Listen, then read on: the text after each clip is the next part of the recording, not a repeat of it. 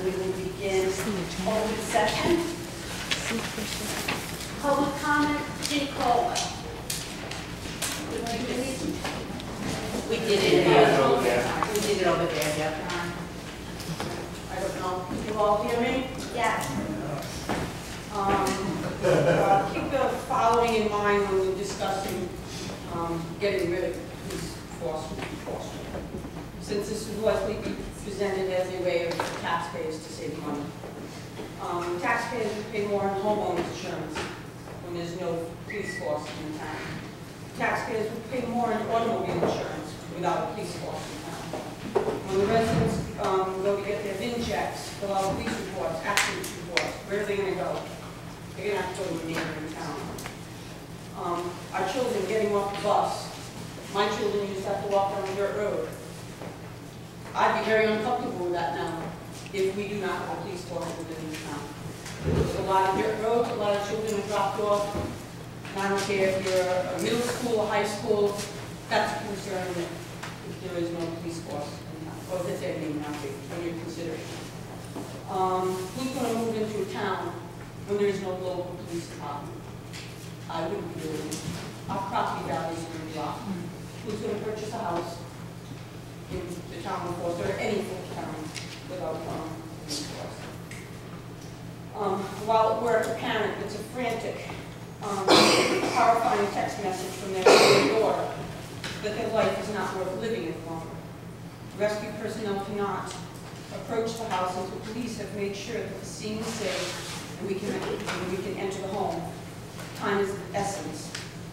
Now we wait for state police to respond from Situate. Who knows the outcome, what it will be then? I personally don't want to save tax dollars at the expense of one child. Police, and these are different situations that I personally seen dealing with these police officers. And I've seen this on more than one occasion. Police who arrive on scene to administer Narcan to more than one of our young residents in the town of Forest who are depressed and want to end their lives. Moments count. We arrive on scene, find the patient already starting to respond to the Narcan that the police have administered. Again, the young person's life is worth more than the tax dollars we would presumably saving. And one of the women are here tonight with me. Two women, one elderly, are attacked by 3 pit bulls in their own yard. I live less than a quarter of a mile. If I stand at the end of my driveway and look down the road, I can see their driveway. So I respond to the call. I rush to the neighbors, and before I could get there, and I'm less than what I said, a quarter of a mile away, the police have already secured those 2 women who are being attacked by 3 pit bulls in their own yard. I shudder to think what the outcome would have been while this woman right here is being pinned to the ground by 3 pit bulls, and we have to wait for Situate police to respond to our town. It just sickens me. We have elderly residents who have no family close by, whom the police will do well-being checks on, making a difference in their lives knowing that someone cares. Put a price on that. Police who are on scene find a male, unresponsive, not breathing, no pulse, CPR initiated. Rescue personnel arrived with their personal vehicle. This particular occasion, I was dropped off. My partner flew to the station to grab the rescue. Police continue to assist with CPR. The police retrieve their AED. It's placed on the patient. Several shocks are administered. The patient is transferred to the rescue. That patient goes home to his fiancée. Put a price on that. I'll let my tax dollars pay for these police officers to save that man's life. I don't know the actual percentage, but from my experience, the police respond along with the rescue to 95% of our calls. They don't have to. They choose to. Although it has happened in the past, never to the extent police officers do now under Chief Zeal. They help us get the patient to the rescue, contact family, secure the pets, lock up their homes, all the things that make a stressful moment a little easier on that patient.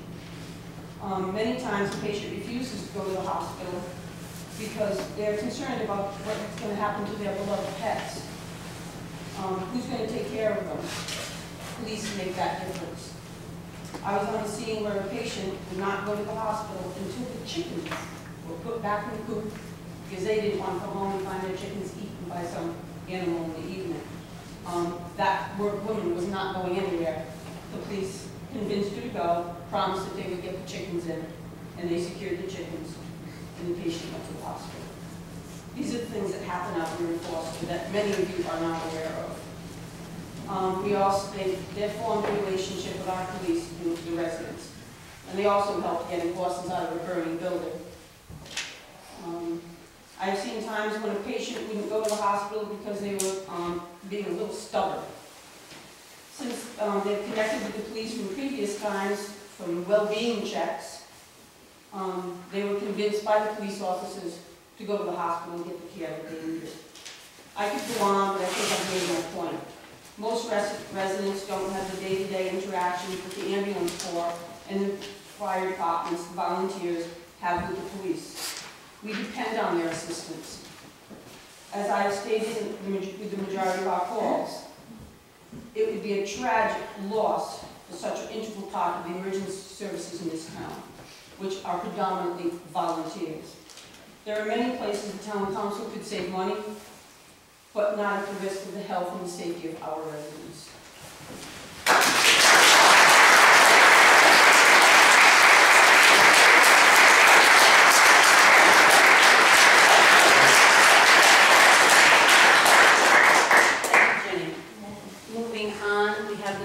January 25th, 2018. Make a motion to accept the minutes on January 25th, 2018 as presented. Second. Discussion? Hearing none, all in favor? Aye. Opposed?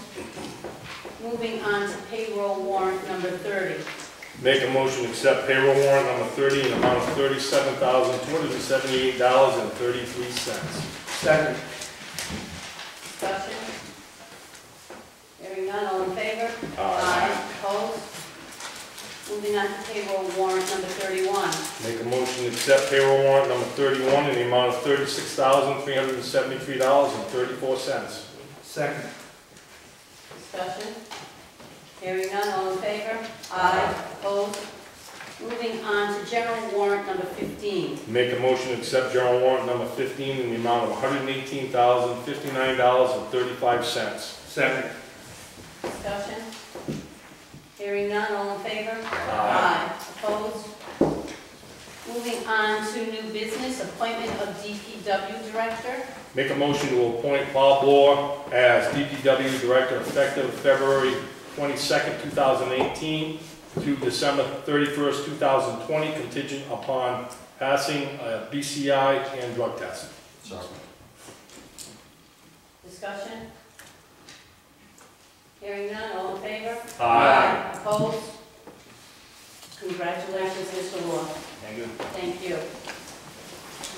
Moving on to CAS grants opportunities. Kelly and I have been approached by, oh my gosh, the name is Lorraine. Lorraine, thank you. The name is, went up. Lorraine Cole about the possibility of getting a CAS grant. Kelly and I have discussed it at length.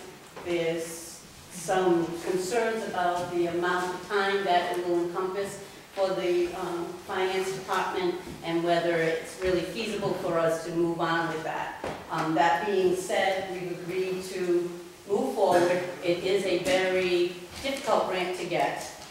So if we do get it, we can revisit as to whether or not we have the Yeah, I could the personnel clarify. to do it. It's a federal grant. It's worth $125,000 per year for 5 years with the ability to go for it for another 5 years. I'm getting ready to retire, so it would be really nice to be able to leave funds if that's possible. It is highly competitive, but we also feel, based on contacts on a national level, that we are doing exactly what this grant is asking for.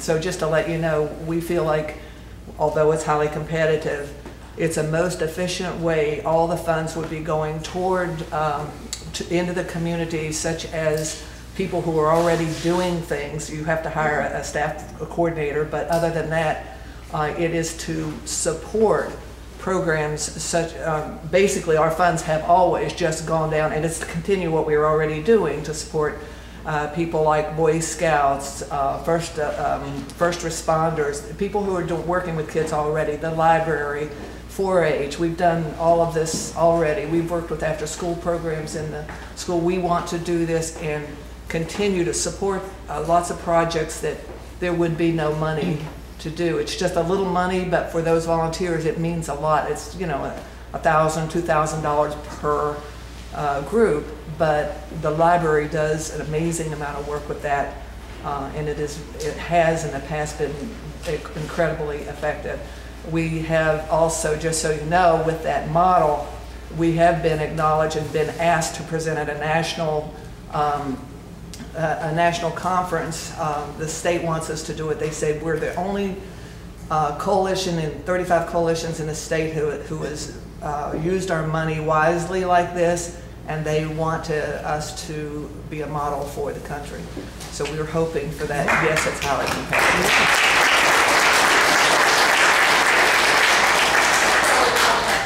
It's not really a question, because of the concern about the time and being able to do it. I did speak to the superintendent, Dr. Bonds, who was here, and I believe he told Kelly, and he told me that he's trying to work on something so that he can provide Kelly with some assistance to help take the burden off her entirely. So it's a really benefit, great. I know that I put him on the spot now. He's really going to come through. But also, I wanted to be able to say thank you, Lorraine, for all Thank you've you. done and for getting And I can us- attest to how busy Kelly is.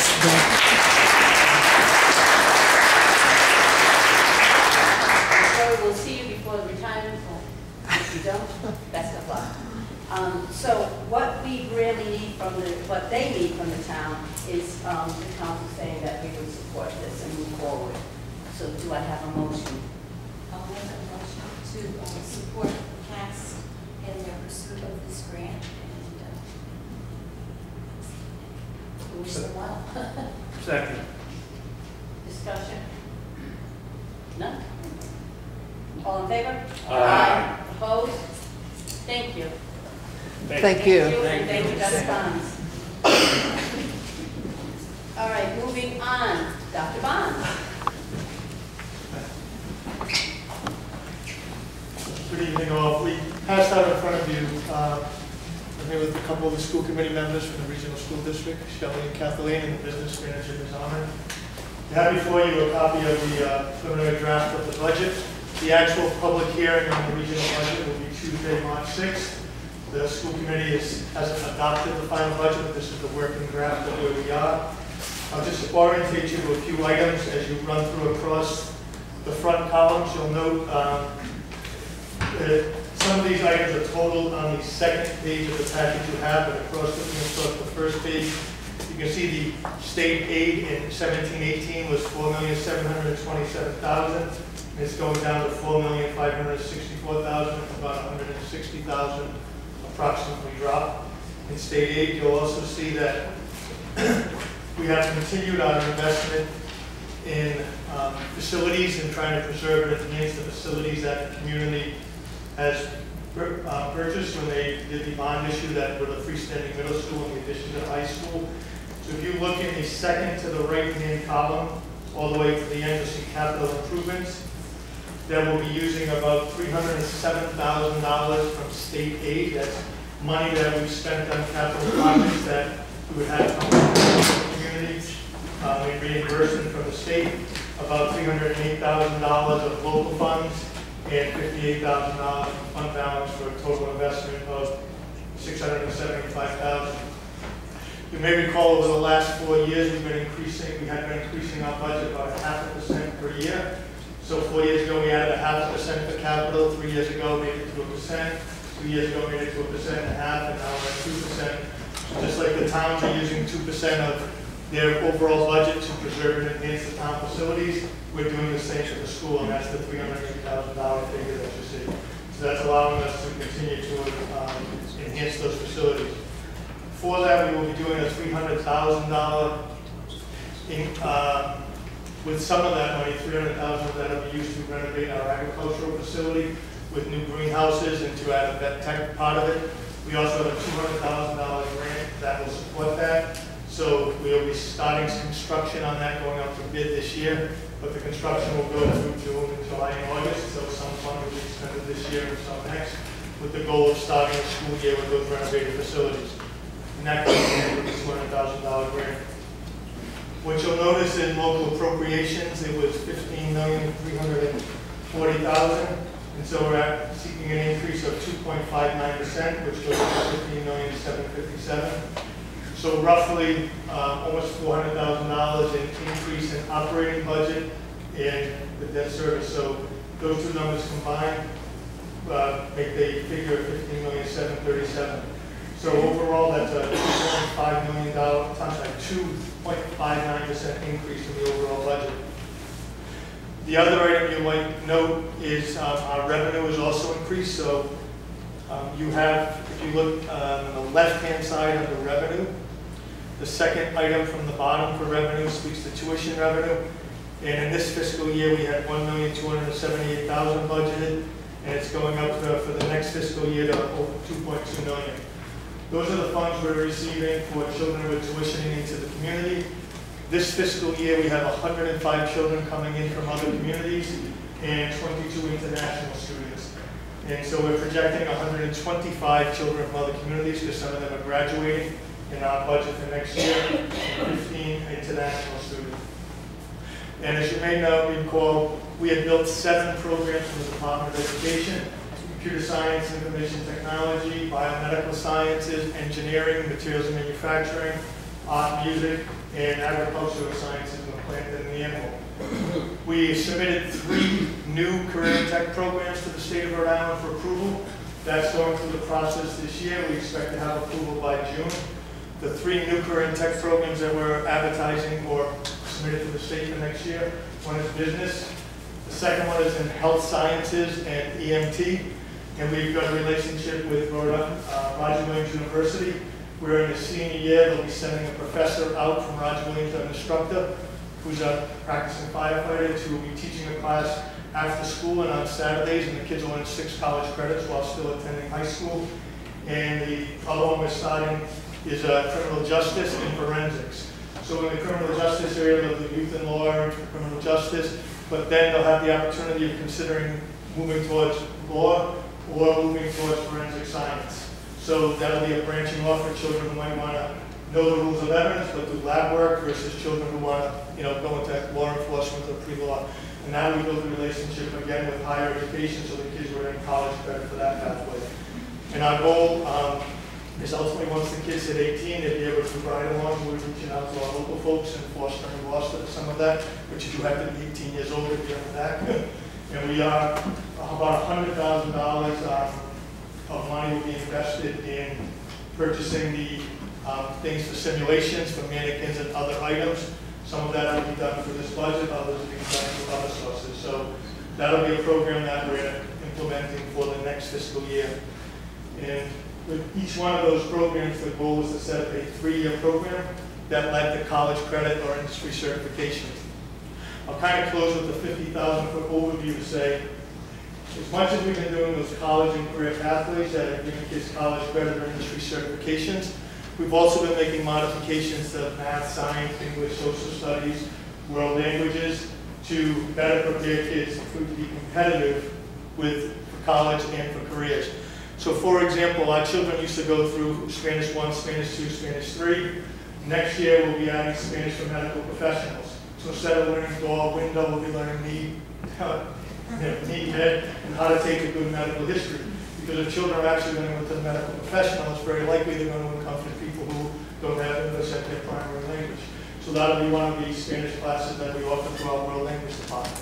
We brought some of these classes into computer science, into the mathematics program, and then 4 of our science teachers will be teaching the biomedical science. So this has had an impact on our academic classes as well. As a foreshadowing, we even looked at some of the college requirements. For example, if you want to go into fire services, it's the chemistry of hazardous materials. So we're now having conversations internally to say, how can we adjust some of our curriculum to to give kids some of that foundation before they go on to higher education. So that's just some examples of what's being resourced with the 2.59%. I will tell you that our salary and benefits are going up by over 1.1 million. Our overall increase in expenses is over 1.1 million, but we're only asking for under 400,000 in local funds because we're being able to resource some of that increase with tuition money and other items. So that's allowing our children here in Foster and Gloucester to get a better education without having to burden the local taxpayers for that same amount. So some of the equipment and supplies we're purchasing with other funds will benefit our kids for years to come. I know that's a high-level overview. You do have the detailed pages. I will tell you that if you have any questions about specific spending items, I know it's a lot to digest in one setting, but as always, feel free to reach out. We'll be happy to answer any questions, and there will be a full public hearing on March 6th prior to the financial town meeting on March 20th. Thank you. Thank you. Any specific questions while I'm here? Not on this budget, but I just want to, I'm glad a lot of people are here today because you got to understand what's coming down the river. I know we have projected a 0.5% increase this year. Zero From the old. Then you've got, I'm gonna fan out to year 2, 3, and 4. It's my understanding when we get into years 3 and 4 that we're going to be at the 4% increase in both years 3 and 4 projected, correct? From the elementary district, that is what we're projecting. 0 for next year, closer to 3 for the year after that, and then going to 4 for the elementary. So, just so we're aware, we've got some serious increases coming. No fault of your own. I believe the majority of it is in the contractual increases to the salaries. So we've been able to keep it at, so short answer is, I'm not sure we can discuss this at this time. But it's listed as Foster Gloucester Regional budget, so I'm not sure we can discuss paying school. I wasn't discussing it, so I was discussing the total budget. Oh, But, I all right. understood paying. Okay. so most of those increases would be salary and benefits. But the larger driver, what makes a school great is the quality of the people working for it, and it also, with the pay quality people, it's salary and benefits, so a lot of the increases that we're seeing are through contractual. I just want people to be aware that that's coming. I don't argue with it, I don't disagree with it, it's just, I always look out forward, so. Speaking of looking at what is here, is this taking into consideration any population shift? Less or lower, higher? So right now, we're going through, so we have the overall budget increase of 2.59%. We are going through and doing the individual analysis for each town, so I don't have the proration figure to give you, so up to how much of that swing will go towards Foster versus Gloucester. For people in the audience, the budget will go up the specific amount, and then it gets allocated by the number of children. So if Foster had 70% of the children, 30% of the children, you would pay 30%. If Gloucester had, or if Foster had 28% of the children, you would pay 28%. So we do a student-by-student analysis to see what proportion goes to each town. It is looking at Foster will have its percentage of students increase over Gloucester, but we're going through and verifying each address of the children along with the children who are out of district attending a charter school or a career tech somewhere else. So we're also doing all of that to make sure we have an accurate count, but I don't have a specific figure. With that question on the table, I'm probably going to be going up, but we also do have, and you know what I'm going to ask next, the student population swing fund that we have specifically earmarked for that. What is the balance in that? I know we used half of it last time, I We used think. half, and I did So there verify should be that. about 74. There's $93,000 left in that, and then for Payne School, we earmarked some of the money that we did not fund then for a future student population change, so we have that as well. But the thing is, it does create a structural deficit in the years to come, so you have to be very careful about how much you use. So there's that portion, and also we do need to take it into account that even though they're going at $356,000 or whatever it is combined, and what our share would be for this year, but also due to the student population change, we'll pay a greater portion of that than just 1/3, which we normally expect. So when we do our budget, which we are starting to do our budget, you have to keep that. Because you don't go on yours until what date? March 20th will be when our March 20th. regional budget. So that could be a decent percentage of our. The reason why I brought that up is year 3 and 4, you need to know what's coming down the line to be careful. So that's my other thing too, you don't want to use that whole student population change this year because Payne School is not going up Right. or is not anticipated to increase this year. And then next year, you're going to have the structural deficit in the year that they're trying to fund their budget, and you're just creating a bigger problem for yourselves the following year.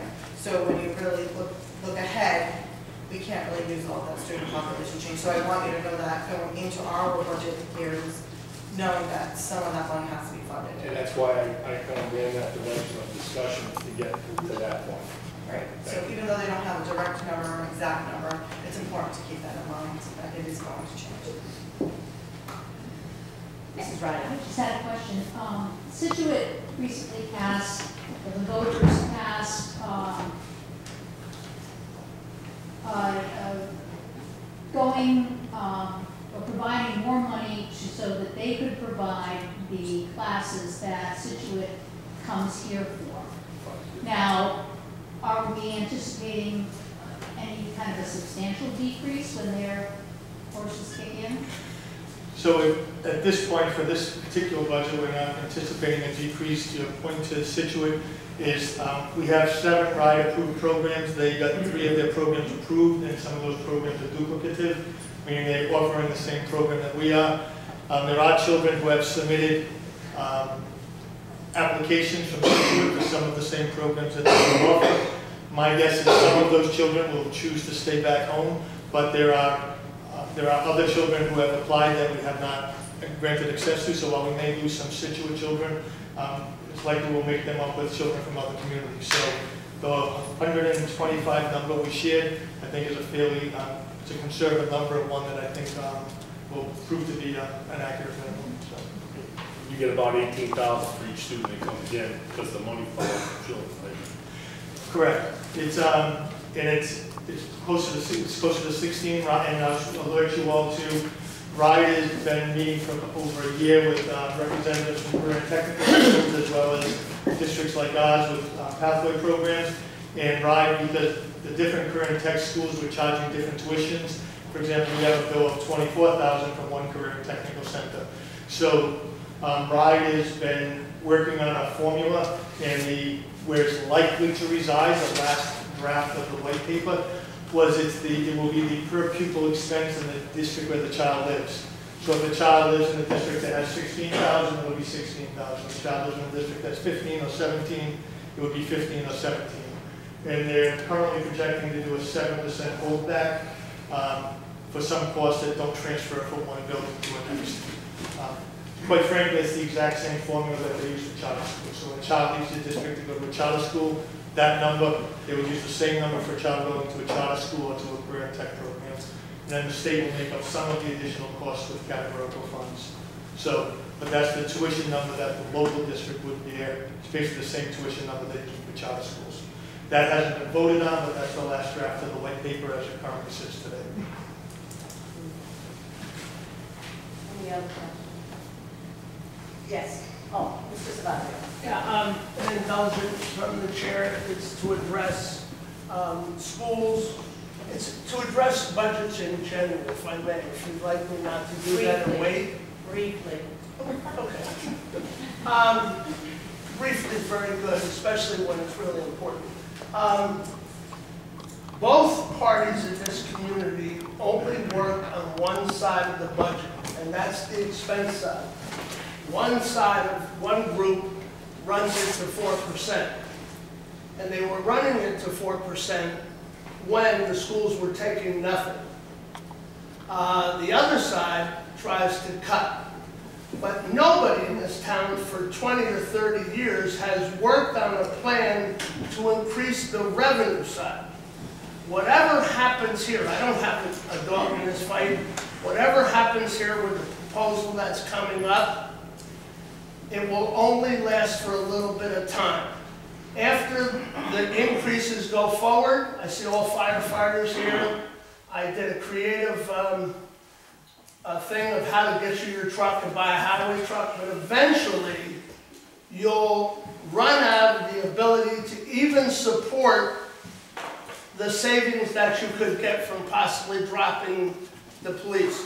You must, everybody, must decide to work on the revenue side. The elderly and disabled tax freeze has slowed the expense side. The land trust constantly adds to the expense side, all right? The town needs an ability of both sides to work on a plan for the revenue side. This town will burn itself out. Thank you, Mr. Father. You're welcome. Anything else? That's Mr. it. Barnes? Nothing else, we have no other. Anyone else in the audience? Come on, I say. What time is that meeting, March 7th? The public hearing on March 6th is at 8 p.m. and it'll be in the Pontiac High School Library. And the actual financial town meeting will be at 7 p.m. on March 20th, and that'll be in the Pontiac High School Auditorium. Thank you. Thank you all. Have a good night. Thank you. Moving on, we have the Conservation Board liaison.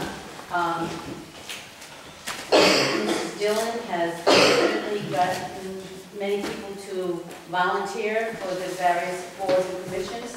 Conservation Commission now has a full board, or at least enough to have a quorum.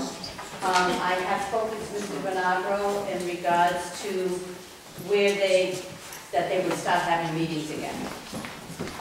He would like someone from the council to attend their next meeting, which will be February 26th at 7 o'clock at the Ben Eddy Building, to give them a course of direction, if you will, as to what we're expecting from them. So I didn't know if anybody from the council would like to attend that meeting. It does say that the Conservation Commission acts in an advisory capacity in all matters concerning the following: wetlands planning and mapping, environmental planning, open space planning, preservation of farmlands, erosion control, gravel and loam stripping control, and any areas requested by the planning board. The Conservation Commission consists of 7 members, etc. So, you would volunteer? Thank you.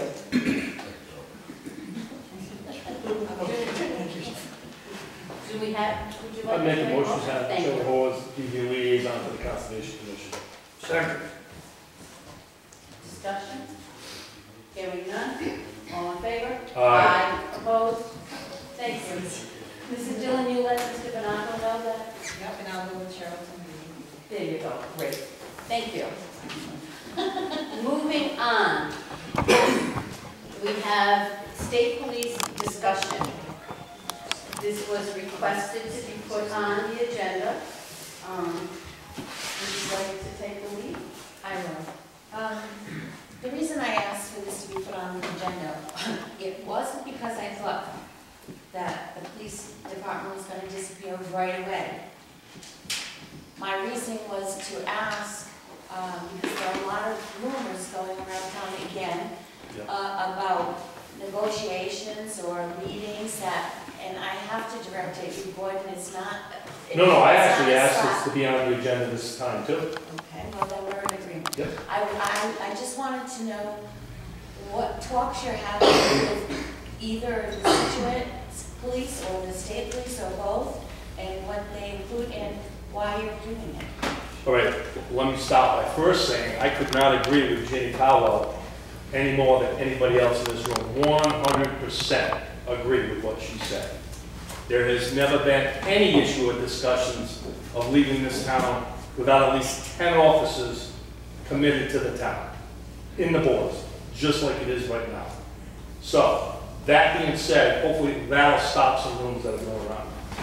I do believe that this town is at a fork in the road, and I do believe that the taxpayers should have a right to decide the direction that they want to go. So, we looked at several options, whether it was working on the town hall, the committee was put together, a bunch of them were fed out and said, it can't be done. I have always mentioned, publicly and privately, that I'm going to be looking for options. I did contact the state police, and I was always told they want nothing to do with the town. But the reason why I put this on, just like we don't in a negotiation contract with local unions when they send a letter, saying they want to negotiate contracts. I believe, with my discussions with them, there's an equal or better opportunity for service of this town with a considerable savings with an equal or better department. So with that being said, I asked this to be put on to go into official talks to come back with what they're proposing, Who's proposing? the state police, to give the taxpayers an option on one or two options to be voted on. I don't think we should just give them one option, because if the one option fails, we have a responsibility with the building that they're in that we cannot overlook. So to throw all our eggs in one basket, I don't think it's a right thing to do. So, I have talked with the state police. I had a meeting with a high-ranking officer. They are interested in discussions and the options of possibly taking over the police operations for the town of Forster. And I want the official sanction of this council to have two council members, me, Mike Dillon, because he was also there with me, and the treasurer. So when we come back, she understands, I'm sure she has some questions, she had mentioned this to me, that she'd like to have some pointed questions for concerns, so we can bring it back and possibly be a second option to what's coming forward with a standalone police station. Just to find out the facts and the numbers, and then possibly bring it forward from there. I've got what they discussed with me. It's worth checking into, I will tell you that right now. I don't want to see this town left waiting for a response from Situate, either the state police or ours. That's a falsehood. That's not what the discussion was about. The discussion was to provide officers in this town equal or greater than what we got. I think we've got pretty great. So what I'm speaking to your concern.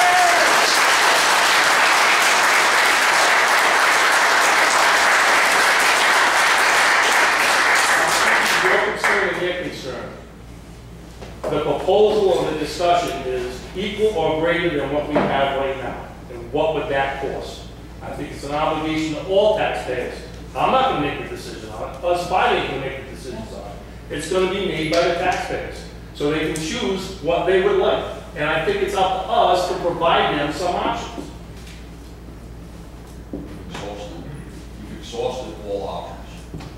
Well, we With the have. exception of We have it all the other because, options. because you, look, I've already told you my stance on this. If it takes me 4 jobs to earn enough to pay my taxes, to keep the services we have, to keep the police station and the police office that we have, I think that most of the people in this room, not just these people, but other people, are willing to pay a little more. I think what we pay right now per family is somewhere around $900 per family out of our taxes for our police station. They are there for all the reasons Ginny stated.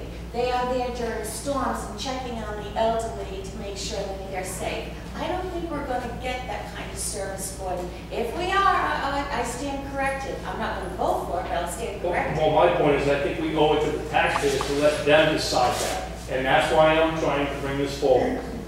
We're not going to vote on it. We're going to let the taxpayers decide with the facts that are brought forward.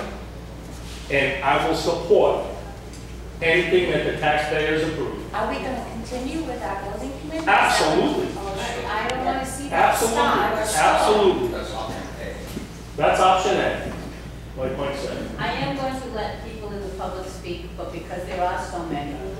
Well, I just want to let you know, there's answers that we can't answer. Right, So, but we can still have discussion, or we can at least listen.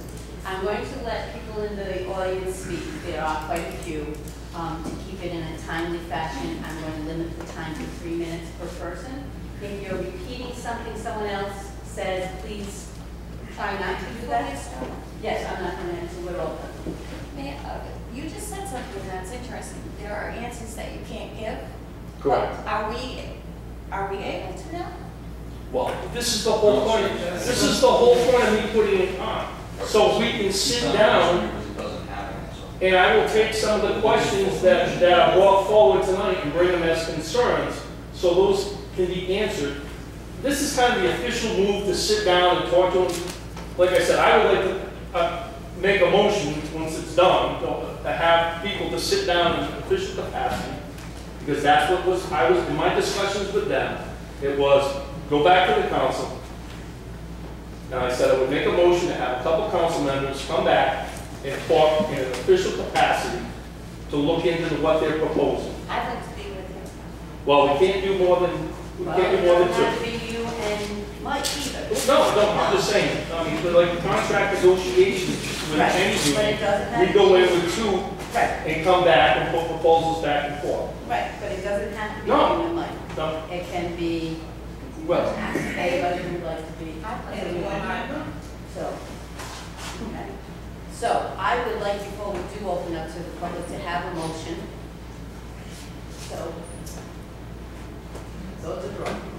I would like to also know if I'm going, that, your idea is to keep apples to apples services. yes. So when I ask questions, my question is because he was bringing forth items, and I had questions saying, well, what about this, because you already have this, so we're talking about apples to apples Yes. services, the Yes. same service that you Yes. have now. Yes. Yes. Because what I don't want to see us do is come back with numbers and then say, well, wait a minute, what about all of these things, and that doesn't include, and then next thing you know, you're where you were when you started. What I want to make clear is I don't want to go backwards. Okay. I absolutely want apples to apples. Which would you? The same. Answers. Officers I, here, the but same I'm officers. hearing, I've heard discussion today in regards to dispatch. And will the state police dispatch for our fire? Ours, right now, police do dispatch for our And those are fire. answers that I'm also working on, which is part of that. And it may not be with state police on that issue. So you've been doing a lot of investigation. So, listen, I'm not going to come to the table with nothing. No, I'm just saying, Right, you've been right. going out, you've doing a lot of You investigation. know, whether it's working with Situate on many things, I've always done my job diligently and tried to provide a better or equal service for less money. And I think I've proven that in multiple occasions. All right, so I will entertain a motion to have two council members meet with the state police to discuss the possibilities. All right, I'll make a motion to have me and Cheryl Hawes go into discussions with the state police. And to have Kelly at the appropriate time to also sit down. I don't want to Yeah, wrap. the appropriate time. Right. Only words. For the discussions of the option of having the state police propose a number to take over the police services of the town and what that would cost. And what we, okay, so that, I mean, that is also apples to apples. Yes. Do I have a second? Discussion. Well, I want to be on that, but I'm not going to prove it. Well, no, but he I made a know, motion I to know, move you. I know he did, and I appreciate that, and I'm gonna go if it's passed. And I know without me voting yes, it's gonna be passed. It's my concern, and I disagree with him on that point, but I want to hear it because I want to hear it for myself so that I can have a clear picture of everything that's going on, so. I agree, that's what I would like to hear everything. So we have a motion, we've had discussion. Now I will open to the public, Mrs. Ryder, 3 minutes. I would like to talk first. Okay. The chief. One, I find it highly, well, first off, I think Gordon said 10 officers or 10 troopers, but I find it highly disrespectful from Councilman Gordon Rogers that he's going to get an equal or better product than our officers, some of them standing right here.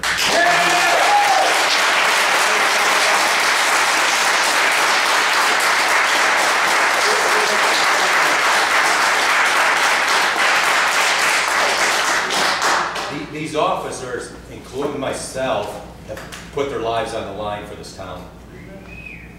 Last year, we handled over 28,000 calls for service. Again, many that you will never know about, assisting the public.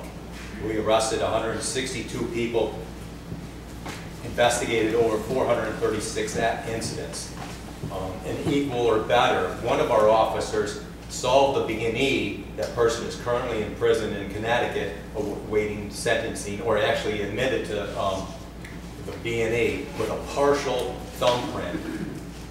And again, state police, very professional. You're not going to get the service. The town of Foster is not going to get the service, the elderly checks, the visits to the school, the high fives at the bus stop, or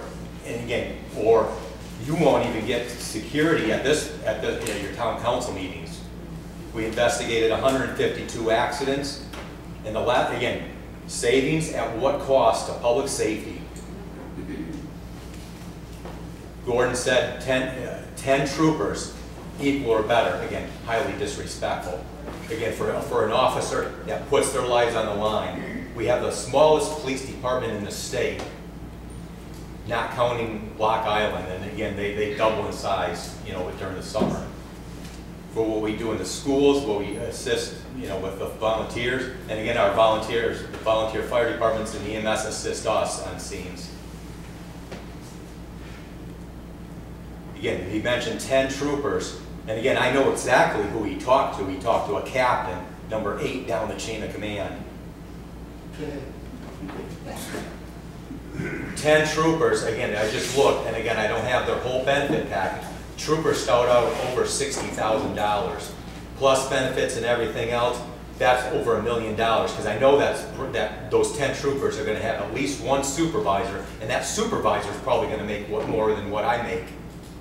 At what cost? And I know the state police doesn't want anything to do with dispatching fire trucks or rescues. So at what cost is public safety going to be in the town of Foster when we're even being dispatched by Scituate, Gloucester, or another entity?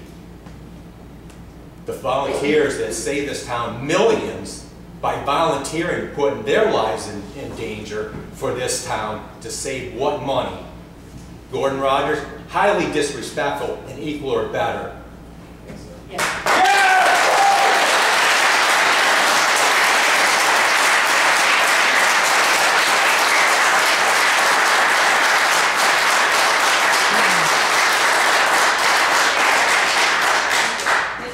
To respond to your statement, I think you took it the wrong way. When I said that, it was meant as a compliment that I would not compromise this town without providing an equal or greater difference. Equal or better, Gordon. That's exactly what I said. So that, you should have took it as a compliment. But apparently you took it the wrong way. So when I said I was going to try and provide a number that would save money and provide an equal or better, setting the bar high for my side to provide a service to the town.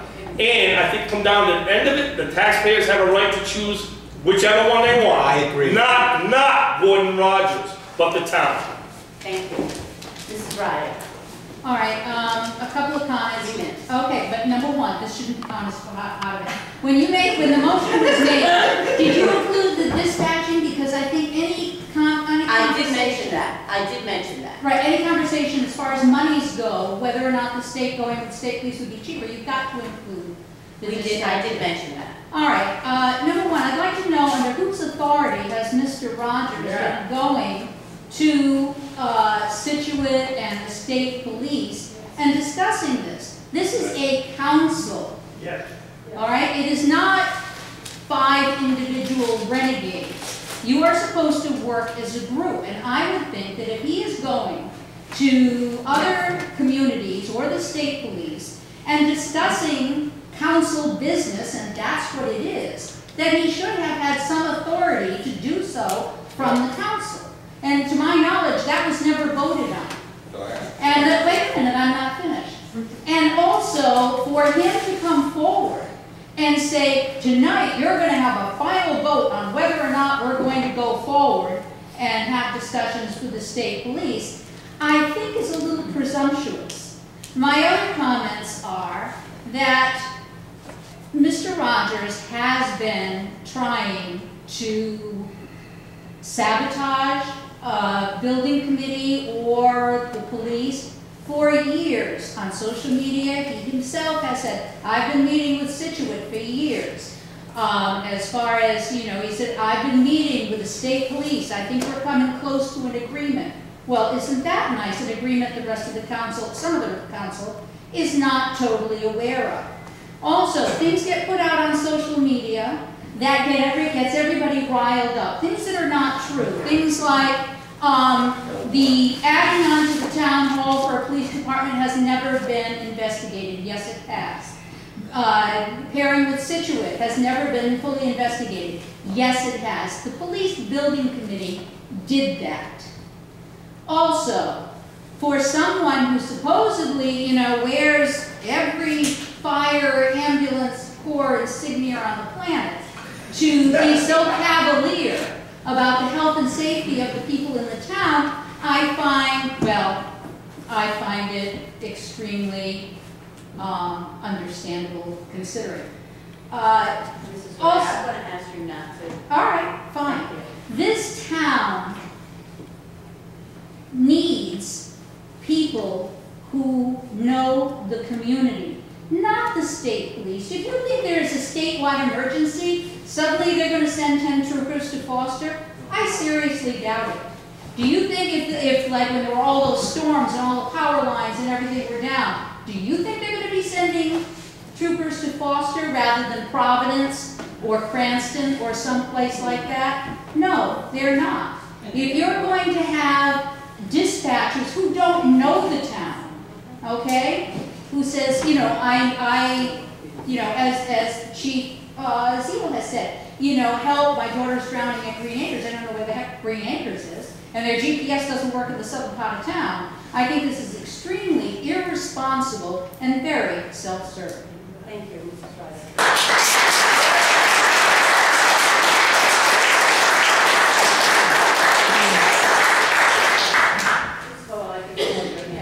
Ginny Hall, Salisbury Road, Foster.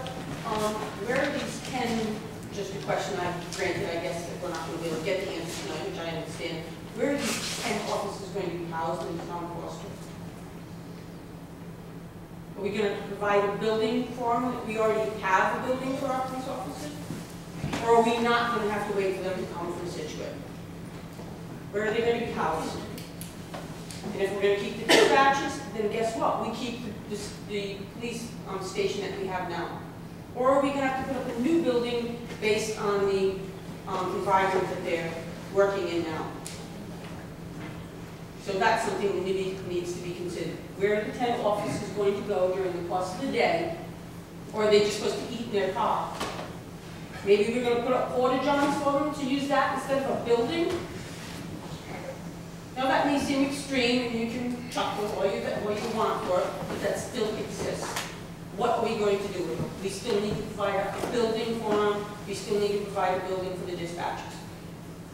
Not only to bet you if the tones go off for, let's see, 142 Central Pike, for a woman with difficulty breathing, shortness of breath, history of cardiac, and we get on the radio and say, okay, dispatcher, what dead end of Central Pike is that to Situate? You think they're going to know which of the 4 dead ends in Foster that we're going to have to head to for that from Situate? Sorry, I don't believe so. Thank you.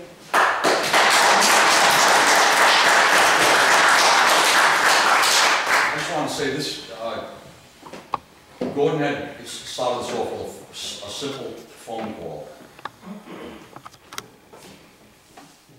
With a simple phone call of, is this even a possibility?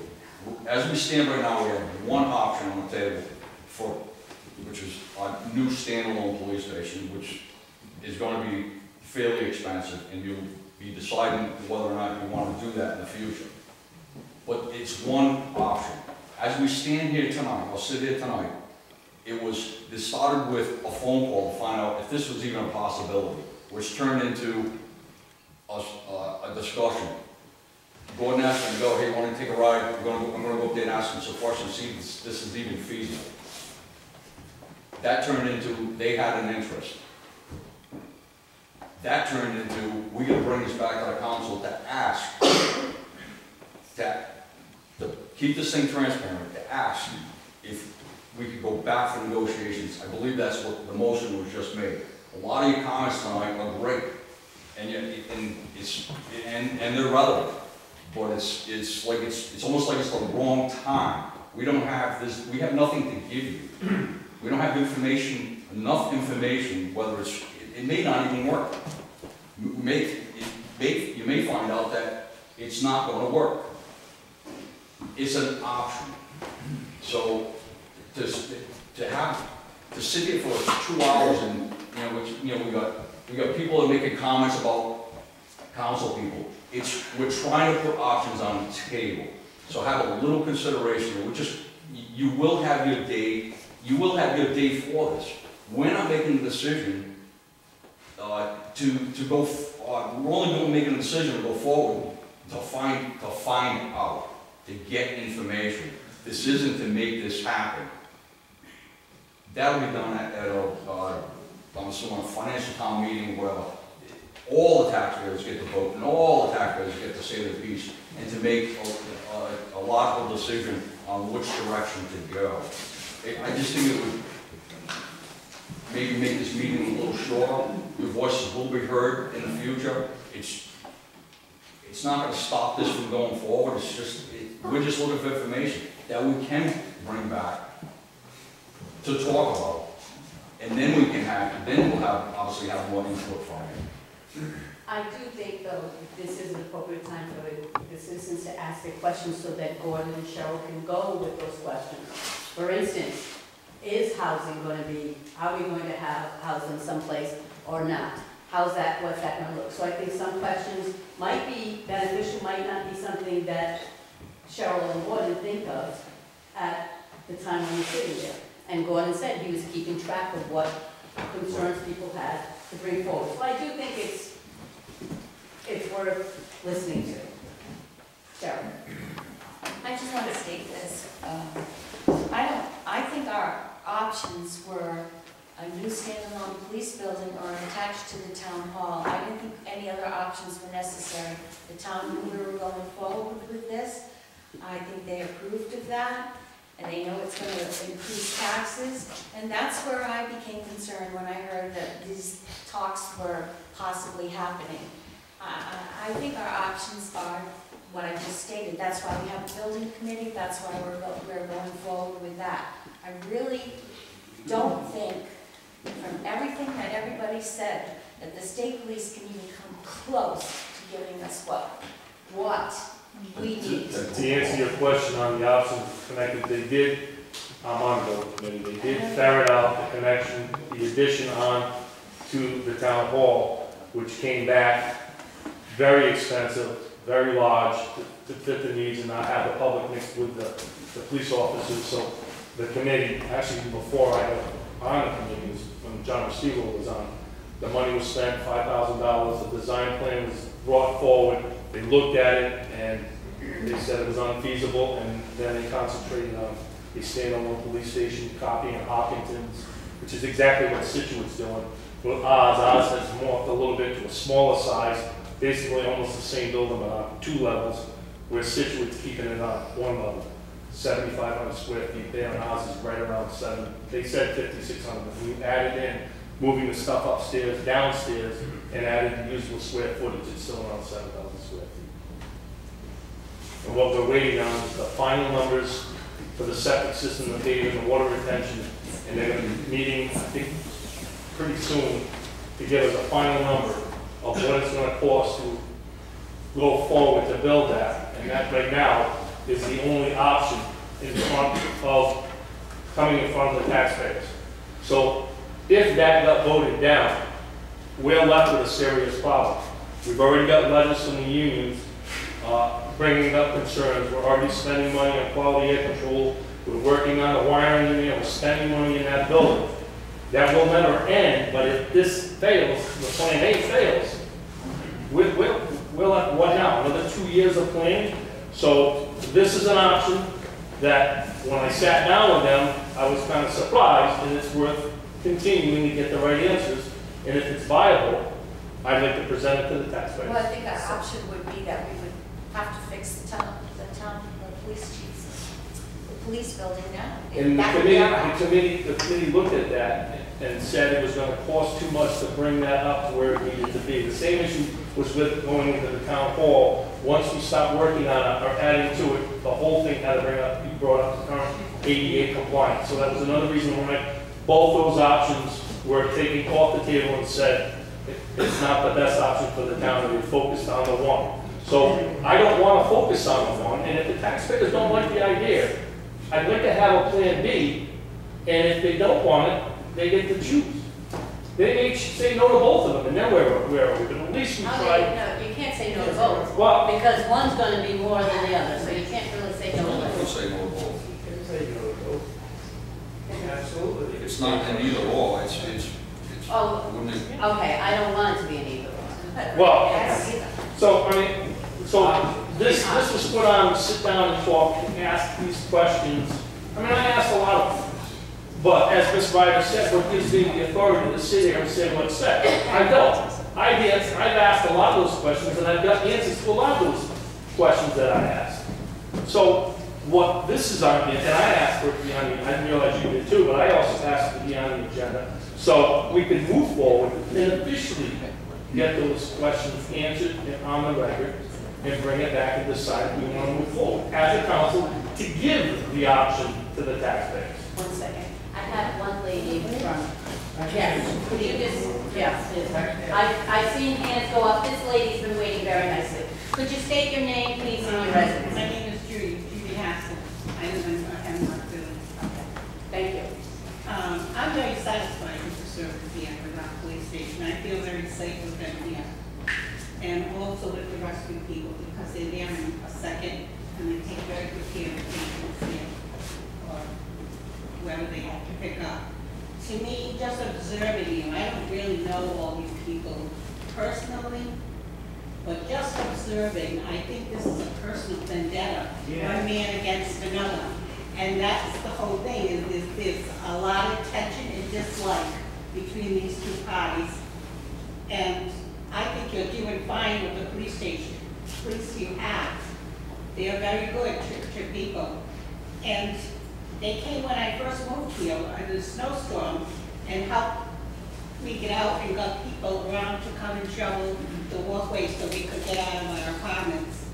So I don't think you need to bring on someone that's not going to give the same service. If you're going to go spend more to get less, just fix the building for these guys and let them work. You know what I'm saying?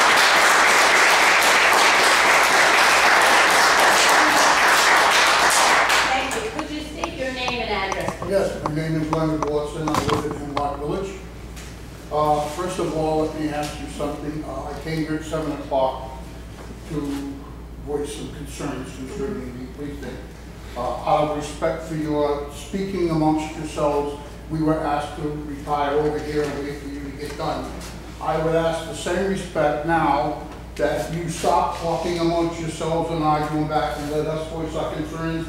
And then afterwards, if you would like to sit down till midnight, go ahead and go back here. We'll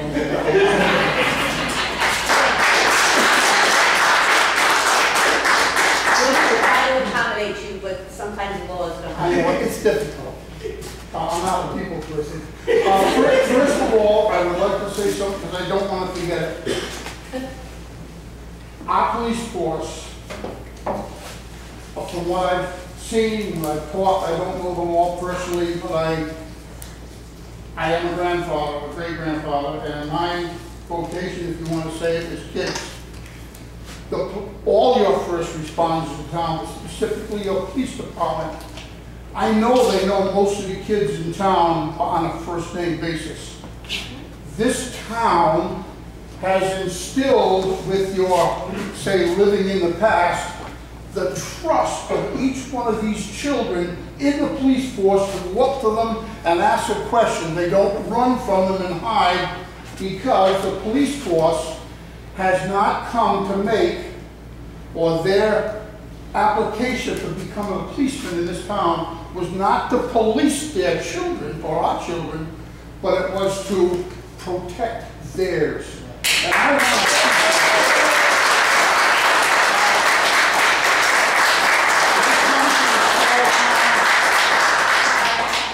I come from a small town in West Greenwich. Our chief of police was known as Uncle Jim, sheriff of Sheriff Bob. And I just want you to know that, as the council has said, we are the adults, we are the taxpayers, and it is our responsibility or our decision as how to move this town forward. As a grandchild, or having great-grandchildren, one of my biggest concerns about progress in the United States today is the abuse of children. And if this town lets whoever it is, their constituents, their people, override the trust that our children have in their police force, you're raping our children, and that is blatant abuse, and I'm definitely against it.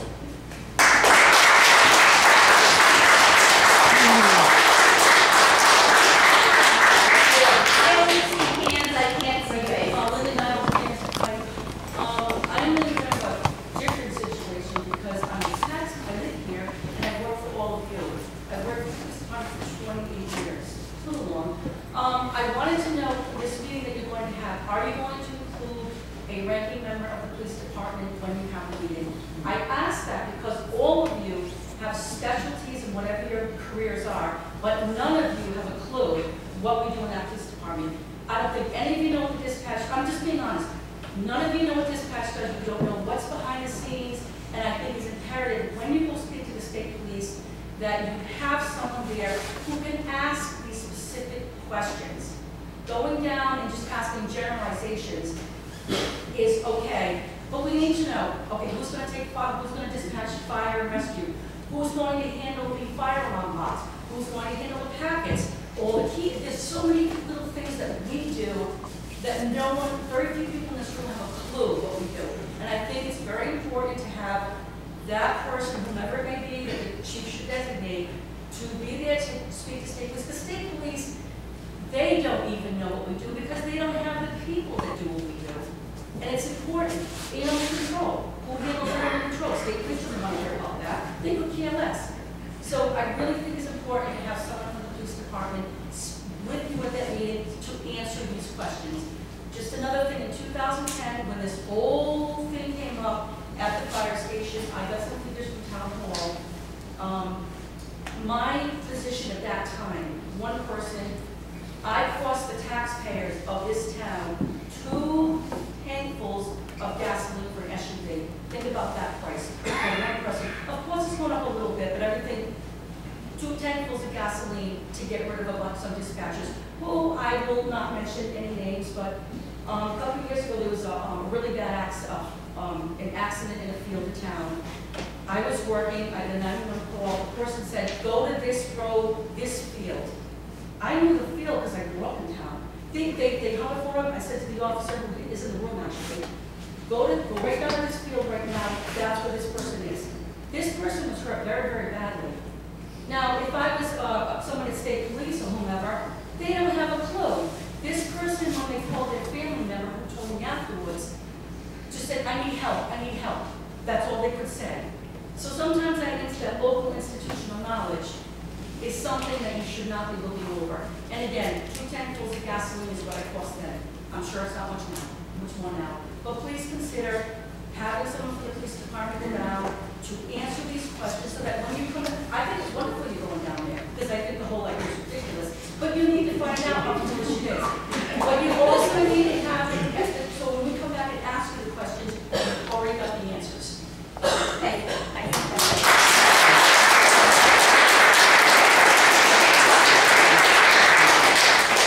Could you state your name and address, please? Kevin Lackey, Harrison Road.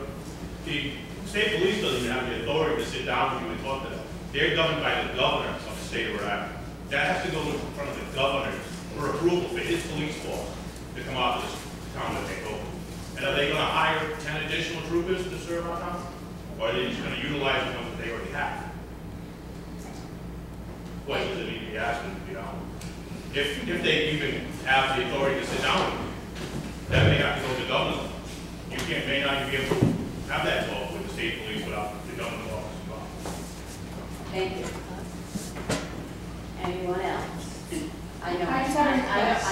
But let's, anyone else? I can't always see hands. Yes, no, not sure. Go ahead. You're not sure? Holly Tyrone on King Road. I have many children in town, I'm also the school nurse, and I'm also the taxpayer. So I also work on the ambulance. So I have many hats going on, but I'm kind of concerned because I agree with the other citizens that this town is different than Cranston. It's not just, a police and go. I work very hard to get the police into the schools to protect, to not run from them, to run to them. Very difficult in the last 10 years to do that. But I'm also concerned about the transparency someone brought up. How is it transparent when you're meeting and no one else knows about it? How is that transparent? I know you want to bring it to discuss, but it's not being transparent if you've already done it. Thank you. Anyone else before I recognize Mrs. Ryder again? Mrs. Ryder. I just have a request, and I don't know how you could do it other than agree amongst yourselves, that any discussion of this come from the council as a whole. Unfortunately, it does get discussed on social media. It gets people all up in arms because there is misinformation put out there. And I think the only ones who should be able to put out any information is the council as a whole. Maybe in the Foster, the Foster Home Journal, I don't know. But, or a statement on the website, I don't know. But to have people saying, well, yes, this is absolutely possible, no, that is absolutely not possible, when you don't know yet, I think it's a disservice to both sides. That goes on in the Gazette. Read a lot of that stuff in the Gazette. Well, no, but I think it should only come from the council as far as what you are doing as a government body. Okay? I don't think you should have members saying this is a completely, viable option and this is the way we should go, blah, blah, blah, blah, blah, because you don't have the facts yet. You don't know all of the answers yet. And I don't think that people should be rallying troops when we don't know really what the bottom line is for any of these options. Thank you. We do have a motion on the floor. Are you going to be available for the meetings here? Well, I have to know when they are ahead of time. Well, I'll try and set it up maybe during the day. I'll make myself available. But I'd like to amend the motion, Mayor. Is it appropriate to do it this time? I'd like to amend the motion to include a police officer. I think that's an excellent idea, Mayor. Yeah.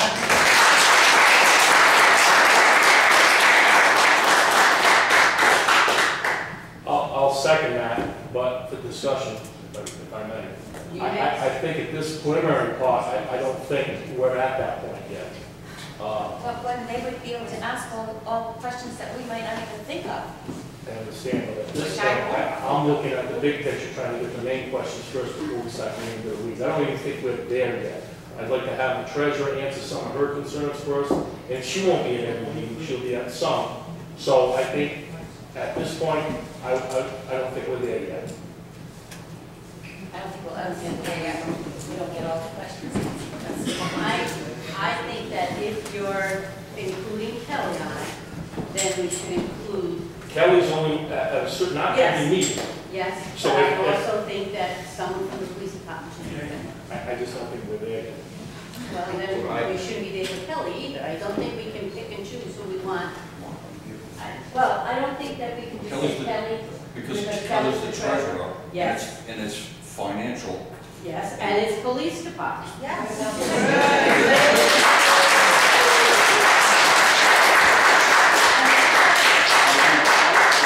Maybe we'll have a couple more people, have volunteers for the audience and, Ms. to attempt Niles to people pointed down out We don't all know what goes on. It's information to bring it forward. It's obviously going to vet out. So why not get all the information we need? I think at this point, like I said, if we Instead get of to going that back point, and I would back. agree to bring the police officers on, but at this point, we're not even there yet. I don't know Yeah, what the Dave, fee is. this isn't going to be a one and done. It's not going to be a one and done. So we come back, we come back, we come back. Well, just like any other negotiations we have with contract folks, with police officers, the firefighting team, or the laborers, we come back and discuss it in executive session and make decisions and vote on that. It's always a move, I mean, it took 16 months one time to negotiate one contract. Yes, So, I'm well aware. to stop throwing a bunch of people in at this point, I honestly think we're not there yet. I'm not denying that it's an important point, but I don't think we're there yet. How about this, before we go and meet with the state police, we Okay, so say, you can hear what's being said. before we go and meet with the state police, we meet with Kelly, we meet with a police officer, you and I, and we get a list of questions that we want to I answer. have no problem, I think that's a good idea. So that's a compromise. Are you withdrawing your amendment? I'll withdraw my second. I will amend it to that. So what was being said is that before they meet the first time, they will sit down, Ms. Forrest and Mr. Rogers will sit down with Ms. Russ and with someone from the police department to develop a lot of questions. Chief would probably be appropriate. I would think that, but emotional discussion was had, someone from the police department. I think the chief. I would agree that she would be the most appropriate. And that they would have a list of questions to be asked, to be brought forward, and then come back. That instead, so the motion, the amended motion had been withdrawn. Right. Further discussion. I see a hand up that I haven't seen before. Oh. Tom Walden, Central Pike. I'd like to see the town send a letter to the head of the state police to see if they're actually interested in this before we spend any time doing all this. That would be good, because I have to take time out of work. We do that with negotiations, or negotiations come to us. So it is a viable. I think the next step is going to be, it's going to be a phone call. We would like to talk to you, and at that point, if they, it'll answer Mr. Walden's question. If they say, oh, we're sorry, it's off the table, then it's done.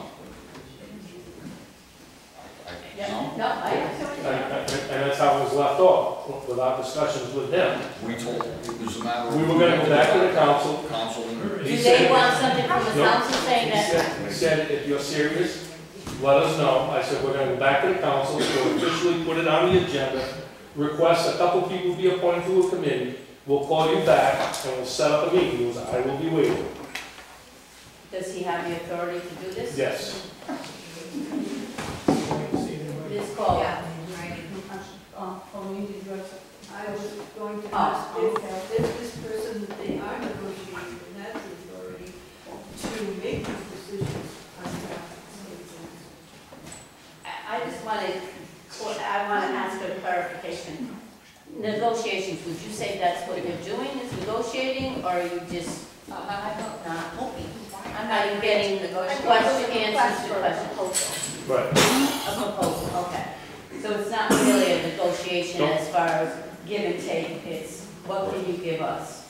So, Do they have the people that they are meeting, do they have the authority to make these decisions? that's what I just asked, and Mr. Rogers said yes. So, Ms. Paula. If I was starting a project of any kind, regardless of what it was, and I was clueless as to the inner workings of that project, be it constructing a house or putting in a driveway or anything, I would appreciate the fact that you first bringing in intelligent people who know that topic and can ask those questions, but not spend 2 or 3 visits wasting people's time, no matter who it is. Why would there be any objections to having someone who knows what they're talking about sitting in at the very first meeting? How can you say that it's too early in the ask those questions initially. I think the Well, concern I is can with us. wait down the road for this. And I think we came to a compromise, if you will, that they're going to sit down with someone from the police department, most likely the chief, and the treasurer, and come up with questions. I understand that, but the comment was made, it's too early in the game. It's never too early in the game to bring intelligent people into the conversation. Right, and you dropped the amendment because of that discussion, so I think what Jenny's trying to say is there's some things that come up during that initial thing that might have brought up other questions that the police officer would know to ask, right? That they know the internal works of the police station that the rest of us don't know. So I think it's imperative that our police department is represented at that meeting to be able to make those, not decisions, but to be able to ask questions at that initial that might come up that they didn't have on the list ahead of time because things come up organically. They should be there. And it's usually, We're gonna have that exchange when we Before have now. something that to put on the table, when we have something to put on the table, we'll obviously have that discussion at that point. And again, if it comes forward and we don't do our job correctly, then, you know, it'll shine on the taxpayers' vote if it gets to that point, even if it gets that far. Mrs. Ryder. Number one, I think that you need to have written communication from someone in charge at the state police saying they are aware of the discussions that have been going on and they are in favor of allowing them to continue. And they know what it's about. I don't think someone on the 8th level of the totem pole has necessarily communicated with the top person. And I think to go any further without that kind of a surety that it is even possible is, you know, ridiculous for someone to say, hey, nuts, we can't talk about that, we're not going to do that. Get it from the top, right from the get-go, before you waste any time. And the other comment is you are setting yourselves up for months and months of discussion.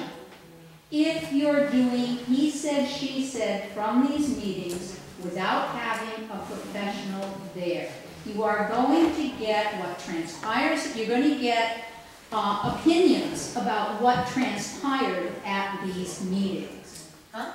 Okay? You're not going to be getting a professional opinion from a health and safety professional who, again, knows the questions to ask.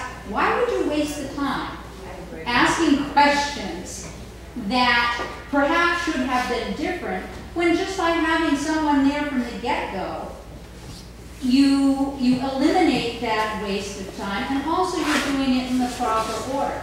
You're not coming back with misinterpretations of what was said, what was promised, what is possible.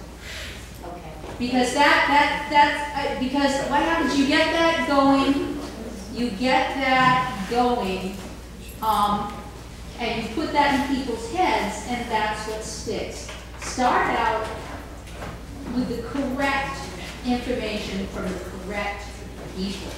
Thank you. I think at this point, that's still putting the horses on the top. We haven't even sat down and met with them one-on-one yet to see what we got. Again, we'll sit down with the police and get whatever they have, what Kelly needs, and sit down and see if they're still interested with some of the questions that we are not even there yet. If we need to go that far, then that will be the next step. We have to first start sitting down and talking to them first. What me and Mike did was just to get the discussion here. So this is actually will be the first meeting to stop this process down, and we will come back and move forward from there. So that answer actually take exactly what she's saying is what we need to do to find out what we need to do first. We need to go talk to them. No, I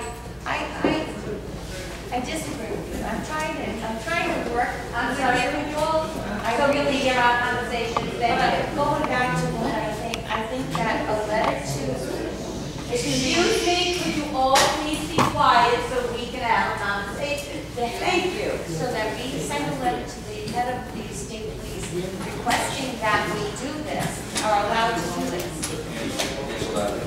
He- You got a letter? He should just, no. It is an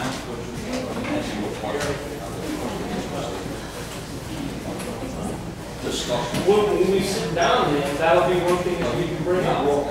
Right. It's not. So that's what I. All right. Yes, I know.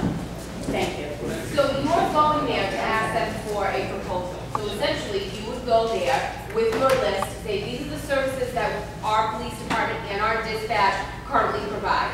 What can you provide, apples to apples, your pricing, your services, provides that proposal. That proposal will then come back to the council. The council can have a public meeting on it, additional questions can be asked, and if you want to then enter into some additional negotiations to clarify what a final proposal would be so that you could present it at the financial town meeting, I think that's But probably. I think that they need permission to be able to do that. So I think a letter from the council going to them requesting permission to start the talks would be appropriate. We need to sit down with them to say, hey, this is the official petition from the town. But he's not the authority. Would anyone on the council, have an objection to me sending a letter to the state police as the council president saying we are sending Gordon Rogers, Cheryl Claus, and possibly Kelly Russ and someone from the police department to come and sit down and talk. This is an introduction and then go from there. Questions from Kelly. There was Right. us to questions Yep. received from Kelly. So now I send a letter as the council president saying, as an introductory letter, that these two people, we talked about it, we are in agreement that they can go forward and And I'll talk. give you the captain's name and information. But he's not the head. So, We haven't got to talk to the governor yet. No, sorry, we didn't meet with the governor. So we start with the captain, he gives us some sort of response that we move forward. Would anybody have an objection to that? No. Obviously, nothing will go on your ballot for voting Right. unless it's approved. Right. Okay. So, What did you want to say? she said, obviously nothing will go on the ballot. Would So- you have someone negotiate sand prices with a member of the DPW? Or would you want them to go direct, or would you want to have that person go to you? Because that's what's happening. You go to the top. Thank you. You I will go find to out who the captains. appropriate person would be to send a letter and we'll do that. So we have no objections to that. Would someone please make a motion that I can send a letter? I'll make an amendment to the main motion that Denise send a letter to the appropriate person informing them that we'll be going to them for a proposal on services provided. Could I ask a question? I have my I'm sorry, we were having discussion. We will have 1 second. So the motion has been amended and it's been seconded. Further discussion. If I can reiterate again, if you all came to me and wanted to do this proposal and didn't have, you've got a list of issues and didn't have someone from the police department explaining what exactly, you can talk about financial if you want, but explaining what is and what isn't, I throw you right out the door. I said, go away. Until you have professionals with you, which is over here in blue, then it's worthless. You've already had preliminary chit chat, talk, whatever you want to call it. You've already said you've done it. This is the time to bring these people in, because state police might say, you know something? You're a little bit more than I think I would want to deal with, or we don't have the capacity, we don't have what you are looking for. What are you gonna wait, 16 meetings down the line before you do it? This is the time to do it. If you want to be transparent, this is the time. Get the list, get the professional with you, because you can talk finances all you want, but until you get the answers properly answered, you're not going to have anything. And we taxpayers will look completely ridiculous. Won't be the first time, it won't be the last time, but this is a really serious issue. Yes, our time is at a crossroads. Let's do it properly, please. Thank you. Because I may not have a job at the end of the so we can all hold our heads up high. Thank you. So, yes, I know, I'm gonna go, that's what I'm trying to do. So, you want to know what the amendment was? Yes. The amendment was made by Mr. Rogers and seconded by Ms. Orr, saying that I can send a letter to the state police, an introductory letter from the council stating that Ms. Orr and Mr. Rogers would be going to meet with them to discuss what proposals they might give us. I think you did, Ms. Orr. No, I want the two people with us. I don't really do, I object to that. I don't object to that. What was your amendment before you had it? I don't, and as I said to you, I think I need to go back to it because I think it's been proven that they're right. I believe the people who have spoken are correct. That it would behoove us to know whether we're allowed to do that or not, bring in a policeman from our town with us. They'll tell us, but I would like the opportunity to do that. Like I said before, it's not all in done. I know that, I know There's that. going to be many questions. Many questions. I'm sorry, yeah, please stand, state your name. Margaret Johnson, Staggs Road. Why is this the only other option that you guys look at? I want to know why we haven't looked at other buildings in the town that could possibly purchase that doesn't need all the work. Why are we going that route? We do have a building committee, and they did look at other options. And they had And an the other option. options I heard was adding one to the town hall or building a brand new building. What about purchasing a building that's already up to code and just changing it into a police station? There was a building committee, or there still is a building committee, who is in the process, and they've looked at various options. And the option that they're moving forward with is constructing a standalone police building. Sounds like they want to go with the state police and not that. That's just another option. You're only giving us one option. No, we're giving the state police, there are two options that are being discussed. There's still only one option. There's one option that's out there, that is this standalone police building, that the police building committee is moving forward with. Let me ask you this. Do you know the building in town that would do that? Because I don't think we know. That is the problem, though. It is a house. That's the problem. But the problem is it's not up to code. Well, Right, it's something that's up to code. a house wouldn't suffice because the room and the areas that are needed, and this much I know, for certain processes would be big enough in a house. There'd have to be a huge house. Some of the discussion about the building is not on the Right, so I would be careful about how that does that. Stephen Johnson, Snaggle Road also. The question was brought up earlier, where are you going to house these 10 officers from state police? I don't want to wait, half an hour for somebody to show up. And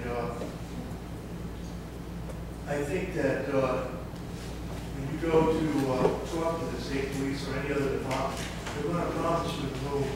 I think we are already in some kind of negotiation for the sounds of it, but they're going to promise you the move. And in the end, what do you do when they don't live up with that? You already have a police department that's 100% functional and services this community and is right here, right now. Why even bother? They are fit and ready for the job.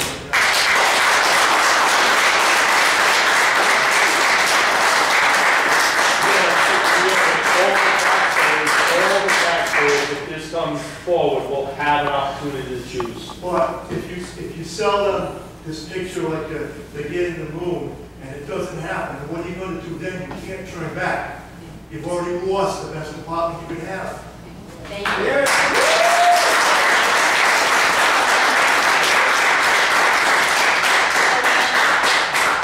If Cheryl wants to amend, we have an amendment Well, so she would have to withdraw her second, and then somebody else. I didn't second that. You didn't second it? So, no. The amendment that read a letter, so I think that's relevant, we can still No, vote we on that. withdrew the amendment, right? I think I did, I second that. Yeah, Yeah, there's no so need to withdraw that, because that's a different issue. So you need to vote on that then. Okay. So the amended motion that is out there now is that I can send a letter to the state police, whoever that may be, saying that Ms. Hawes and Mr. Rogers and possibly more would be going to. The way I understood it was, at this point, it was going to be getting information from Kelly and the police. That's because that's what the main motion is. And going forward with that, writing a letter stating that. So I would imagine if Cheryl makes an amendment, that would just simply change that if it passes. Okay. And I'm going to include the other two. So we're now voting on the amendment to add the letter. The first amendment. The first amendment, right. So, all in favor? Aye. Aye. Opposed? Thank you. So now we're back to the main motion. I'd like to amend Now we've got an amendment. to include one of the officers and Kelly in discussions, any discussions that we have, just take this. Is there a second? I will second for discussion. Again, I don't even think we're close to that point yet. I would be voting against this amendment because we haven't even got the basis of this thing down yet. Oh, I'm sorry, excuse me. Oh, it was just, Oh, it's just. Go ahead, Mrs. Ryder. I don't understand Mr. Rogers' reluctance to have a professional there from the get-go. Why go and get fuzzy information, which apparently you already have because you have already discussed this with Captain at the state police. Why not go get the facts? Go with someone, if I was going to have an operation, excuse me? That's what we're trying to do. If I was going to have an operation, I would take someone with me who could ask the right questions, because I'm not a doctor. I think we might just have one meeting and that's it. Excuse me. If I was the chief, I would feel very uncomfortable walking into the state police barracks. Not at all.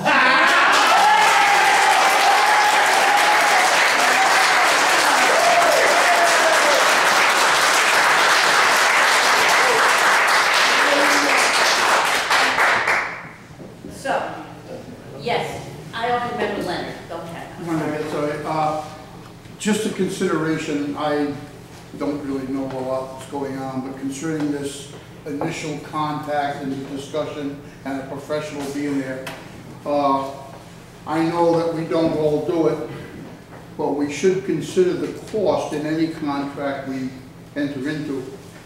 And when I came over here to, what do you call it, I got a renter's insurance. I had my lawyer sit down with me when the renters people come over to talk about it. He didn't say nothing, he just sat there and listened. But when he left, he knew everything that was said and he could make recommendations as to what was said and what was meant. If I buy health insurance, a little more costly, but it's the same thing. If I buy a house, when I go and talk to the people that want to make these papers out, the contracts are right there and I can read them and I do, but my lawyer sits there silently and listens to what both sides are saying, and then he can advise me later on because he was privy that everything was said. And therefore, I cannot understand why, unless the cost is too great, we wouldn't have someone from the police force, or professional, I guess you call it, at the get-go, because he wouldn't have to speak with me, but he knows exactly what was said and what was meant.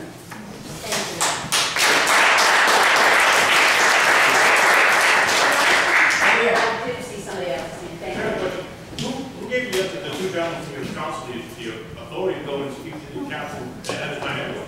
Is that against open policy of the town? Not true. Because they're representing the town with no authority to go there, even stop the negotiation.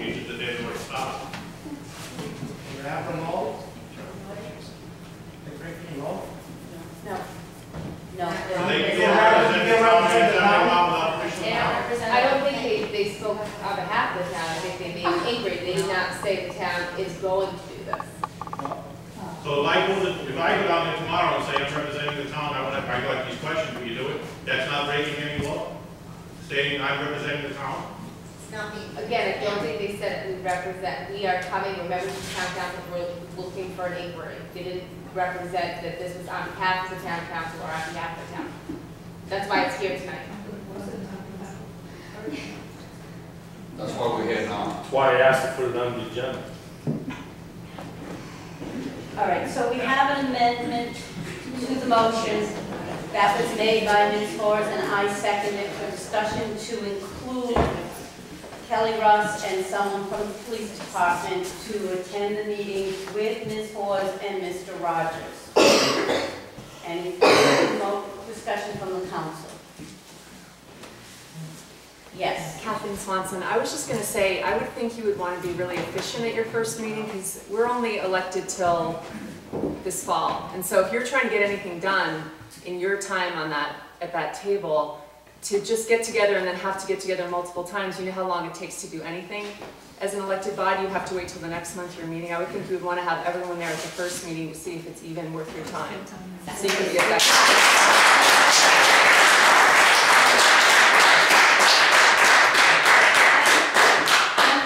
Discussion on this and call for a vote. So, It's an amendment. it's amendment. The amendment is by Ms. Forrest and seconded by myself to include Ms. Russ and a member of the police department in the discussions with Ms. Forrest and Mr. Rogers at the state police barracks. That's the motion. Amendment. Amended motion, thank you. Amended motion. That being said, no further clarification? Okay. All in favor? Aye. Opposed? No. Oh, you do? Main motion, the main motion, oh, where is it?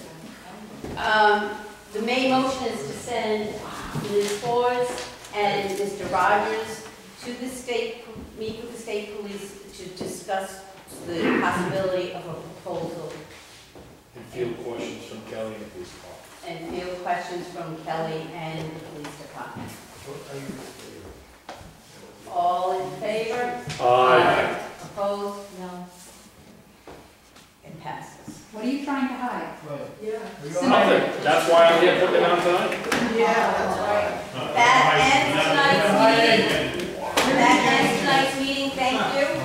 Future agenda items, do you have any? Yes.